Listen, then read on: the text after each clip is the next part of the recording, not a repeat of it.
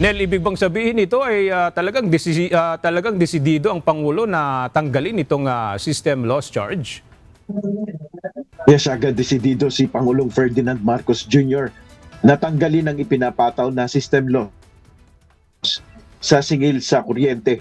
Ito ang ipinahayag ng Pangulo sa inaugurasyon ng Energy Museum at 25th anniversary ng Electric Power Industry Reform Act o EPIRA Law sa Taguig City kanina.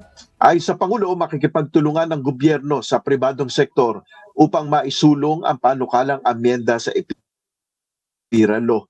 Nais ni PBBM na matanggal na itong system loss charge upang maging patas-anya ang paniningil sa kuryente. Kaalinsabay na rin ito ng panawagan na magtipid sa paggamit ng enerhiya.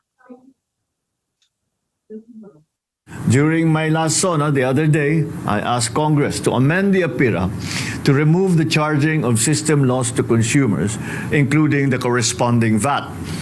It's only fair that Filipino families pay for what electricity they use, not for inefficiencies that really are beyond their control.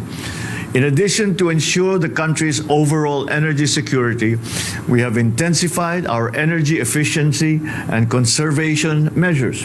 Here in government, we hope to lead by example in energy conservation. Kasalukuyan na sa Pangulo na doble na ang generation capacity sa pamamagitan ng private investment. 25% anya ng supply ng kuryente ay mula sa renewable energy. Ayon sa Pangulo, pinapalawak ito at ang layunin ay umabot sa 35% ang share ng renewable energy sa grid pagdating ng taon 2030 at 50% naman pagdating ng 2040.